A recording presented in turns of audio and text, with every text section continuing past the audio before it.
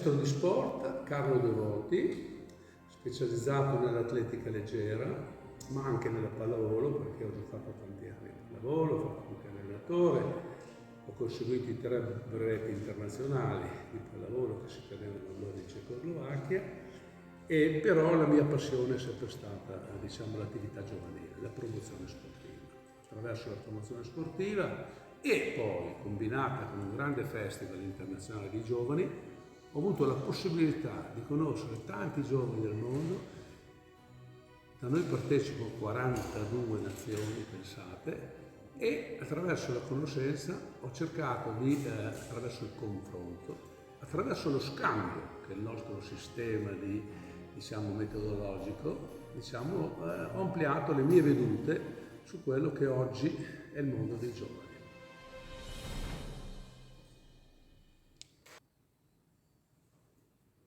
In questo momento sono in Grecia, a Olimpia, che è la sede dell'Accademia Olimpica Internazionale, dove partecipo in rappresentanza della nostra Accademia Nazionale a questo simposium con tema il futuro dello sport, e con un particolare riferimento a ciò, al collegamento con l'intelligenza artificiale. E il tema invece dell'Aquila, come voi sapete, è i giochi della gioventù. E io ho pensato di trattare un argomento che li può comprendere entrambi, arte e sport nella modernità. E perciò, attraverso l'esperienza che ho maturato in tutti questi anni di lavoro, ho pensato di mettere in risalto ciò che lo sport e l'arte rappresentano nell'ambito di una modernità che sta evolvendosi continuamente in forma non sempre corretta, e cosa possono fare l'arte e lo sport, e poi aggiungo lo spirito olimpico, per dare il proprio contributo a questa modernità.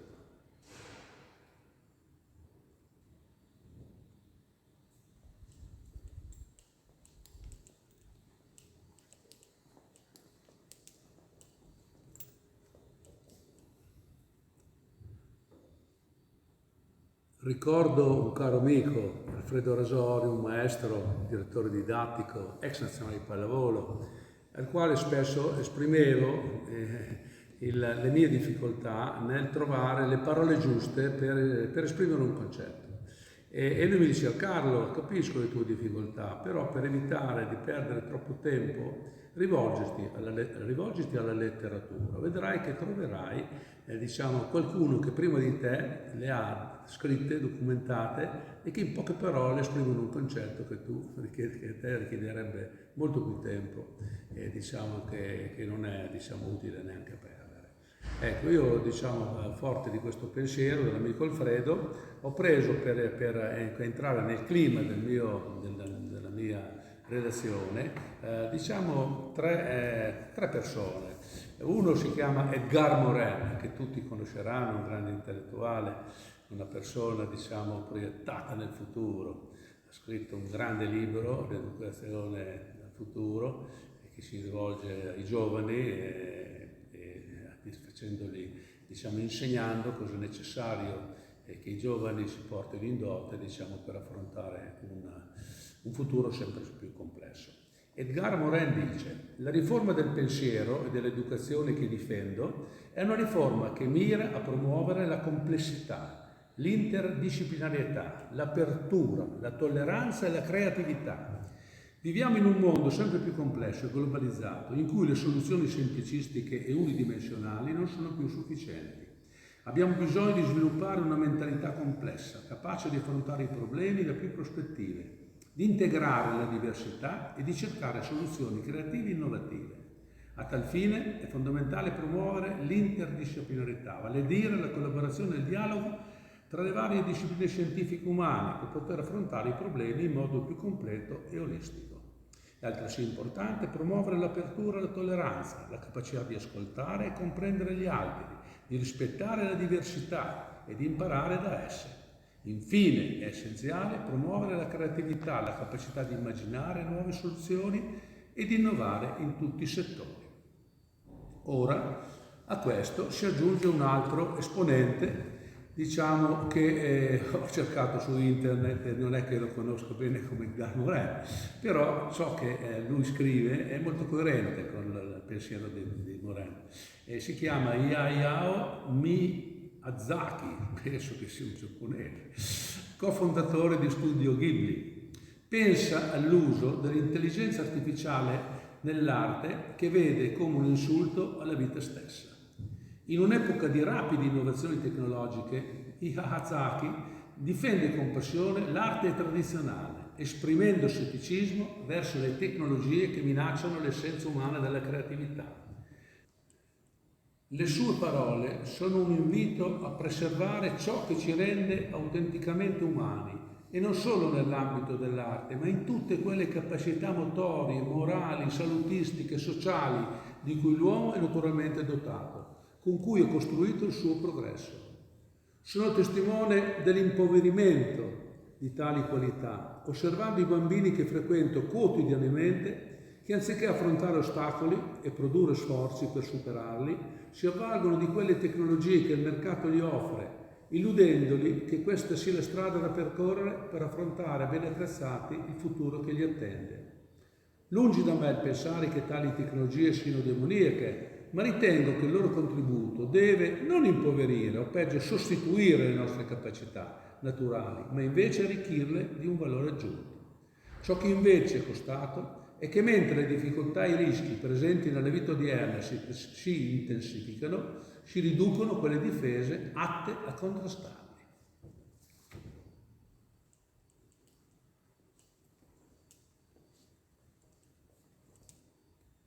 Il terzo contributo è L'uomo è antiquato di Gunther Anders, che è un'opera che esplora con profondità e acutezza le conseguenze dell'evoluzione tecnologica sulla condizione umana.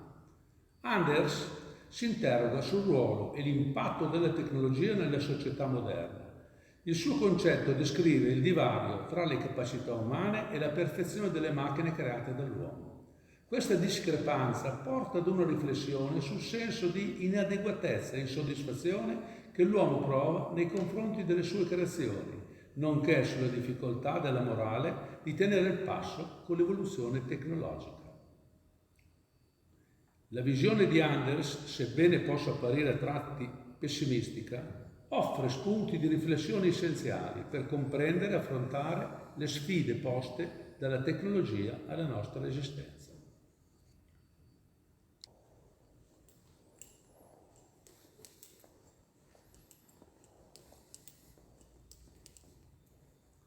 In un momento in cui l'intera umanità è soggetta a grandi cambiamenti in ogni settore della vita, desidero portare il mio contributo per riflettere su come l'arte e lo sport, a cui aggiungo lo spirito olimpico, debbono agire per contrastare quell'invadenza della tecnica che serve per riposizionarli in quella modernità in cui oggi vive. Comincerò col dire che necessitano di togliersi di dosso tutto quel superfluo, quando non illecito, che in questi ultimi anni hanno appesantito il valore della loro missione. Affronterò questo argomento partendo dal convincimento che lo sport e l'arte non sono buoni di per sé, ma solo quando sono coerenti i loro principi ispiratori, che si riconoscono in mens sana corpore sano ed in quel civis altus fortius a cui oggi si è aggiunto communiter, che ne migliorano i valori sociali, fisici, morali, estetici, igienici che gli sono propri. Oggi tali valori sono traditi ed è compito della società tutta ricondurli in quella modernità che si riconosce nel vero progresso quando si costruisce sull'essenziale delle sue radici. A tale proposito, tante e simili sono le esperienze che mi ricollegano al concetto di modernità, fra cui quelle che ho visto adottate nell'est del mondo, dove negli ultimi tempi si sta avviando un'attività di grandissima importanza, quella della ricerca e della verifica dei meccanismi di adattamento delle forme tradizionali di cultura alle realtà contemporanee. Tale impegno risulta determinante se si vogliono mantenere i giovani legati alle radici, pur consapevoli che a tale scopo è necessario soddisfare quelle attenzioni oggi presenti nei loro occhi, nelle loro orecchie, nei loro cuori.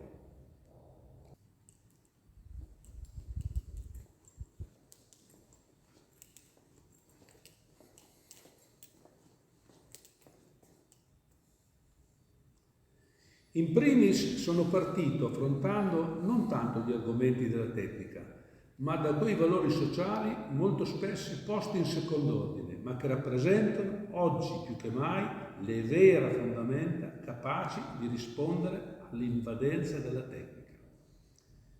Il progetto Vivas.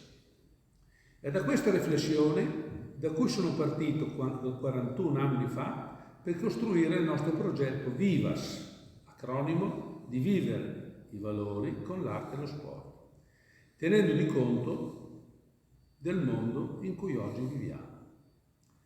Avevo pensato che si potesse creare tra le diverse agenzie educative, fra cui la famiglia, la scuola, l'associazione sportiva, le istituzioni, una complicità e partnership durevoli, avvalendosi del gioco, dello sport, dell'arte.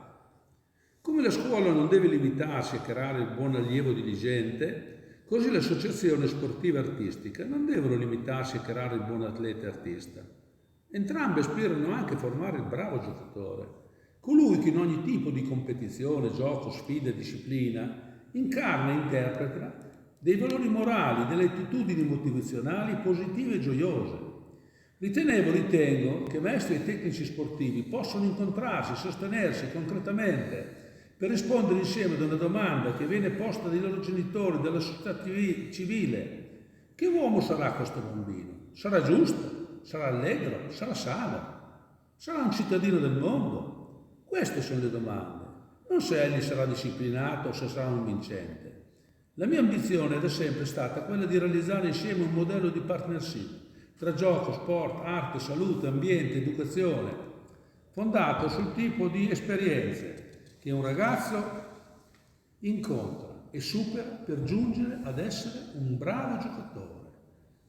Uno che si diverte, che vuole sempre partecipare, che sa giocare con molti compagni diversi, che si adatta a luoghi e cose, alle regole, che nutre il gusto della sfida con se stesso, dell'addestramento, a non arrendersi alle difficoltà del gioco, che non teme il rischio, la fatica, la vittoria o la sconfitta, uno con cui sia piacevole giocare.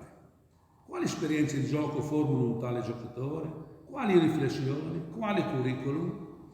Il gioco, a differenza della vita, permette di imparare dagli errori in condizioni di sicurezza. Così, consapevole che il gioco rappresenta la fondamenta su cui costruire il processo sportivo ed artistico, ho focalizzato tanti tipi di esperienze, avvalendomi di uno scenario internazionale, selezionando quei giochi e attività che ritenevo più attuali, trasferibili in quelle discipline sportive e artistiche oggi più praticate e che riconoscono principalmente i valori morali, gli atteggiamenti positivi dei giocatori. Esperienze di crescita e di gioco che sono simili in ogni popolo, comuni a differenti sport, a moltissimi giochi, a molte discipline artistiche, al folklore, finanche ad attività d'altro genere, dove la gioia di praticare, la disponibilità dell'impegno, il desiderio di conseguire un miglioramento siano in condizioni di riuscita. Qui oggi si parla tanto di pace ed a me sembra che coloro che sono chiamati a realizzare non abbiano giocato molto nella loro infanzia. Se avessero giocato, avrebbero imparato che per giocare bene è necessario rispettare le regole, rispettarsi vicendevolmente, saper riconoscere e apprezzare il valore degli avversari, insieme alle ragioni per cui si comportano diversamente da noi e che consentono, al termine della partita e della gara, di stringerci la mano e sedersi attorno a un tavolo per gustare un buon cibo, bere un buon bicchiere di vino o di birra, proprio come succede nel terzo tempo del rugby, e non solo.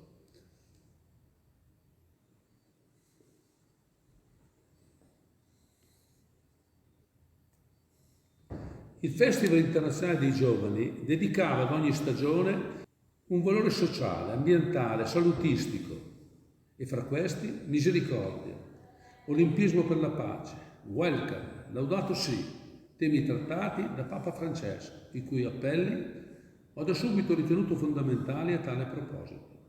In queste occasioni i gruppi partecipanti preparavano buone pratiche da scambiare durante il loro soggiorno in Italia.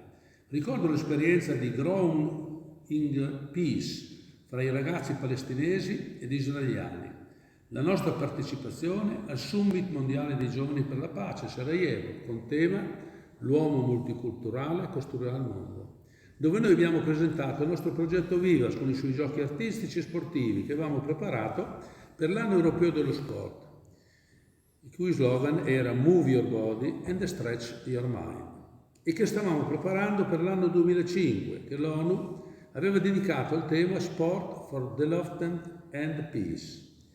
In quel meeting fu interessante l'argomento trattato dall'Università di Sarajevo, che a proposito di sport e pace nell'ambito dei conflitti ancora presenti nelle 3 diverse etnie che compongono la Bosnia e Erzegovina, presentò giochi e attività sportive con metodologie e pedagogie coerenti col pensiero della pedagogista Maria Montessori. Tutti parlano di pace, ma nessuno educa la pace. A questo mondo si educa per la competizione, e la competizione è l'inizio di ogni guerra. Quando si educherà per la cooperazione e per offrirci l'un l'altro solidarietà, quel giorno si starà educando per la pace. Sicuramente sia lo sport che la pace posseggono questo potente potere trasformativo.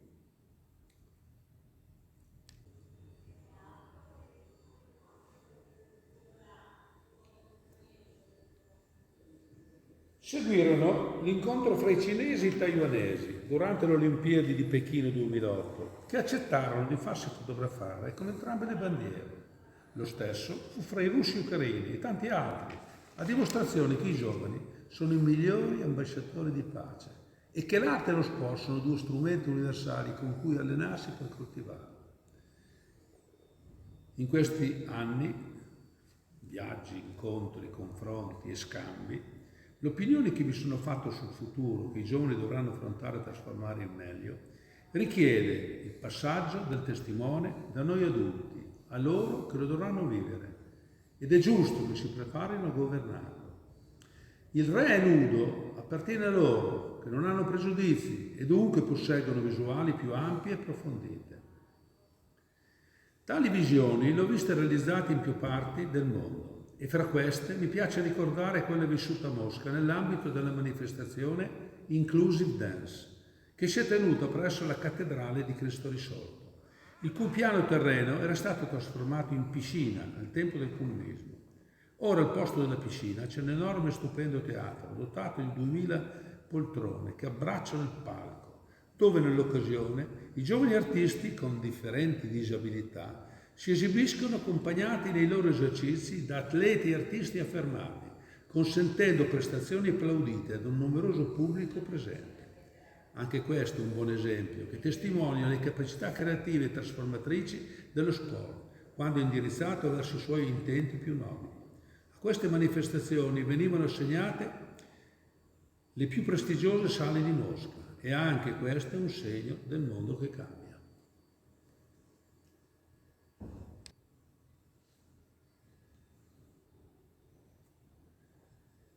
Il progetto Vivas ha avuto come premessa Giochiamo a giocare, che ho promosso nella scuola elementare per ritornare al gioco le sue componenti originali dell'amicizia, del divertimento e della creatività.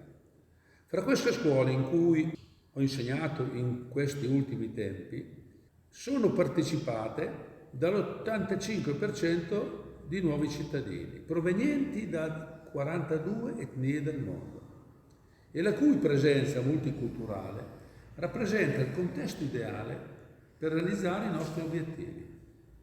Oggi la presenza di tante etnie nella nostra comunità ci può aiutare nel dotarci di una mentalità multiculturale, nel momento in cui offriremo loro la possibilità di poter mostrare i loro lati migliori. In questi casi nuovi cittadini, che normalmente eccellano nelle attività artistiche e sportive, guadagnano l'ammirazione dei loro compagni di classe, compensando così le loro carenze linguistiche.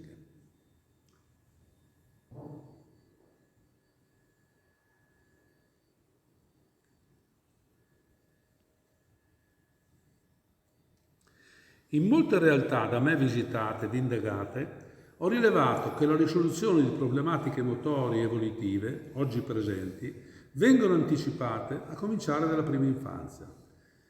Per esempio, con gli asili sportivi, che consentono di sviluppare adeguate motricità. In Italia, invece, neanche nella scuola elementare tali programmi sono ancora presenti. pongo alla vostra attenzione l'esperienza degli esili sportivi in Croazia. Il confronto e lo scambio. Il metodo che ho scelto per attuare tale progetto è stato quello del confronto e dello scambio, grazie al quale ciascuno dona all'altro il suo meglio, con il risultato non solo di arricchirsi reciprocamente, ma soprattutto di coltivare comprensione, rispetto, riconoscenza e amicizia.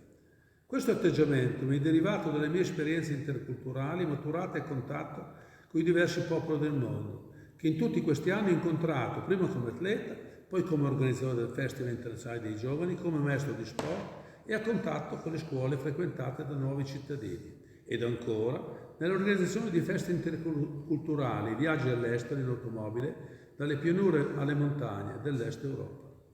È da lì che ho visto confermato il convincimento che nuovi ed utili contributi per progredire si possono ricevere cercandoli in giro per il mondo, dove si constata che tali modelli funzionano e si possono adattare alle nostre realtà, soprattutto quando sono facilitati dal gioco.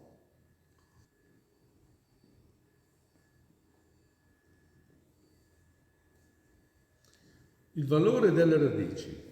A proposito di modelli a cui riferirsi, confrontandomi con le istituzioni educative, a cominciare dalle scuole elementari sino alle università delle altre parti del mondo, mi furono illustrate e chiarite le ragioni delle loro scelte educative presenti nei programmi scolastici, in cui lo studio e la pratica del folklore consentevano di svolgere il 70% dei programmi scolastici.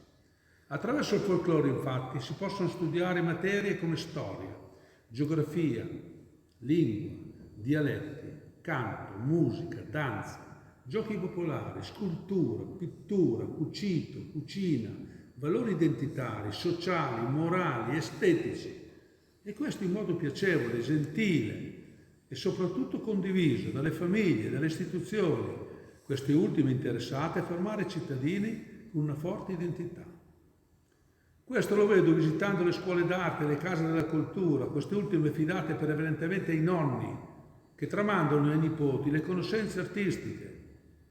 Il coreografo ucraino Mikhail Guzun, che da tanti anni partecipa al nostro festival con la sua Accademia Sonecco, sostiene che gli anziani sono da considerare fondamentali in tale ripresa e la società tutta gli deve ritornare quel ruolo, quel rispetto che gli compete. Loro sono i testimoni più credibili al fine di preservare e tramandare le nostre radici. Ed il contesto ideale in cui si possono riprendere e sviluppare tali importanti modelli educativi sono le montagne del mondo, o comunque i luoghi in cui il modernismo è più distante.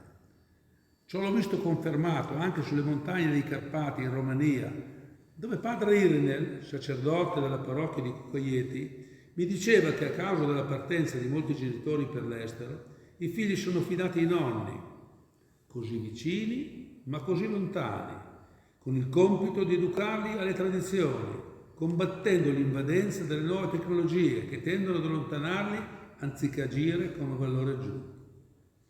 Ed ecco qui una frase molto importante espressa da Alain de Benoist. La tradizione non è il passato. La tradizione ha a che vedere con il passato, né più né meno di quanto ha a che vedere col presente o col futuro.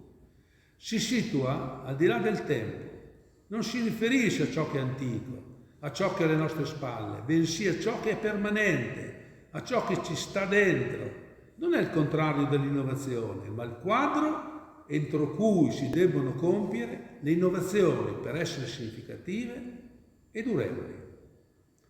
È lì dove vedo meglio applicato il connubio fra arte e sport e quel concetto di cultura che lo sottende e il cui spirito è ben descritto da Franco Fortini nel suo testo La nuova cultura, di cui traggo la premessa. Quando si pronuncia la parola cultura, viene di pensare ai libri e allo studio, perché per i più, infatti, cultura equivale a un sistema più o meno organizzato di conoscenze intellettuali. Per altri e per noi, cultura è invece il modo nel quale gli uomini producono quanto necessario alla loro esistenza, la particolare maniera notevole per il montare dei mezzi di produzione con la quali essi entrano in rapporto con gli altri uomini e con le cose. Cultura è la forma nella quale gli uomini nella loro storia si scambiano i prodotti del lavoro, costruiscono capanne e cattedrali, scelgono le parole dell'amore. È la forma varia nella quale hanno fissato i costumi, i riti, le leggi, nella quale hanno arato i campi, esplorato il mare, condotto gli eserciti, speculato i cieli, composto i poemi. Queste forme, lo sappiamo, che non soltanto non sono eterne, ma che anzi si mutano più o meno visibilmente nel tempo, secondo una legge necessaria che l'uomo deve cercare di conoscere per poter efficacemente agire.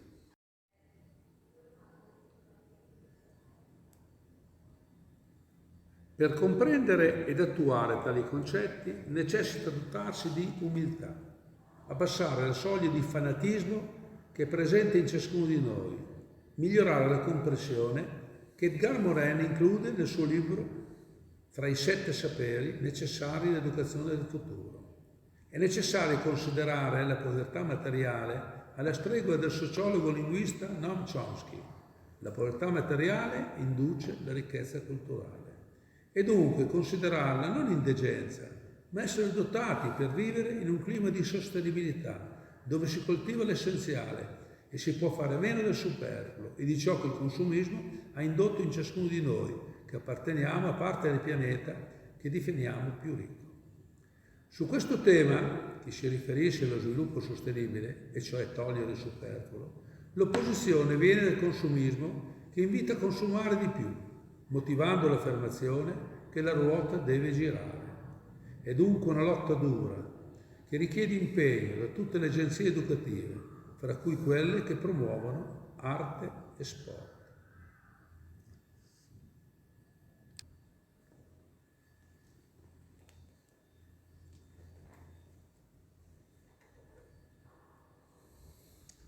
Arte e sport rappresentano da sempre un binomio indissolubile e si compensano reciprocamente. A contatto con le varie parti del mondo ho però maturato il convincimento che i giovani che si dedicano alle attività artistiche risultano più adatti che non quelli sportivi. Risultano più adatti a conoscere e a conoscersi, a costruire e a costruirsi, affrontare e trasformare in meglio il futuro che gli attende. Penso che ciò possa derivare anche da un approccio più corretto all'arte, che non quelli che si avviano allo sport, che viene da subito affrontato in modo specialistico, con forme di ammaestramento che non consente loro di poter esplorare le loro capacità naturali e poterle sviluppare secondo una loro indole. Non secondario, inoltre, il dover constatare che tali metodi sono condivisi dalle famiglie e dalle istituzioni, che li vogliono da subito idonei a scendere in campo per la vittoria. E questo, se lo si può tollerare dai genitori, non lo si può tollerare da coloro che svolgono compiti educativi ed istituzionali. E chi, se non l'arte e lo sport, possono aiutarli a tale proposito? L'uomo sta diventando sempre meno intelligente. L'ipotesi deriva da un'analisi statistica pubblicata sulla rivista Trends in Genetics da Gerard Crabtree e colleghi dell'Università di Stanford, secondo cui negli ultimi 3000 anni, corrispondenti a 120 generazioni, ogni individuo avrebbe avuto a che fare con 2 o 3 mutazioni in uno dei geni determinanti per la stabilità intellettiva ed emotiva. L'ipotesi è che il tutto sia derivato da una minor pressione selettiva e dalla mutazione dei geni. Personalmente non dispongo delle capacità idonee per entrare nel merito della questione. Così, per essere più credibile, mi rifaccio al settore della mia professione e per avvalorare la tesi che l'uomo sta perdendo molte delle sue capacità ricevute in dote, prendo in prestito alcune riflessioni del guru della cultura scientifica sportiva, il tedesco dell'Est Kurt Meiner, che nel suo bestseller Teoria del movimento afferma che la perdita delle qualità motorie porta ad una perdita e di un ritardo graduale nello sviluppo mentale dell'individuo. Kurt Meiner si riferiva soprattutto alla perdita della manualità, il cui sviluppo nei primi anni di vita è direttamente proporzionale allo sviluppo dell'intelligenza, e prendeva ad esempio l'elevato grado di perfezione con cui Raffaello compì i miracoli dei suoi dipinti, Paganini la sua musica e Thorvaldsen le sue statue, capolavori che oggi è impossibile vedere realizzati. Ma oltre alle capacità motorie ed intellettive, Oggi ci sono altre qualità fondamentali che si stanno impoverendo, quelle volitive. Albert Einstein ammoniva i suoi studenti con questa affermazione. C'è una forza motrice più forte del vapore, dell'elettricità e dell'energia atomica. È la volontà. Le ragioni di queste regressioni sono sotto gli occhi di tutti ed è triste il dover constatare che coloro che più direttamente dovrebbero contrastarla fingono di non vedere.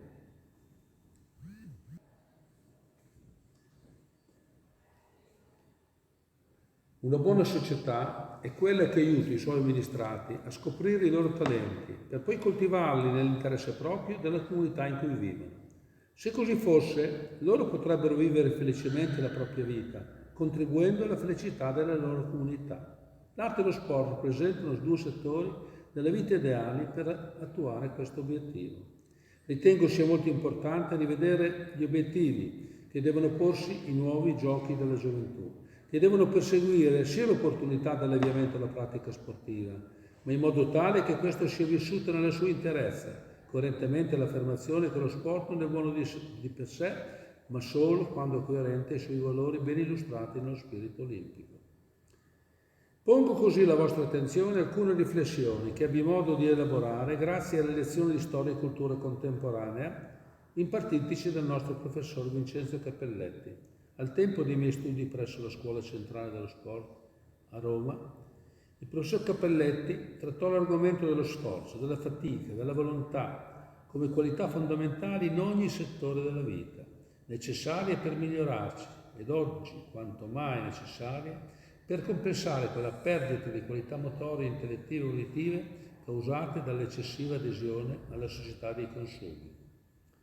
Cappelletti diceva: una legge essenziale della vita, ignorata dagli uomini, ma seguita dallo sportivo, è quella dello sforzo. I muscoli, la volontà, l'intelligenza, tutti i nostri organi hanno bisogno dello sforzo per progredire e vivere. Lo sforzo è la condizione essenziale per il progredire dello spirito e dei tessuti. Per progredire, la vita ha bisogno di trovare ostacoli sul suo cammino. Il torrente perderebbe la velocità se non ci fosse la resistenza del fondo, sul quale si fa strada. Nella pedagogia contemporanea viene trascurata completamente questa parte così vitale del fanciullo e consapevolmente vengono condizionati i fanciulli all'ipocrisia con se stessi e gli altri, ai malvezzi, all'inconsistenza. La vita è sacrificio, sforzo cosciente, lotta incessante, desiderio di accrescersi, di migliorarsi, di conoscersi. Le comodità impigriscono l'uomo e il suo spirito.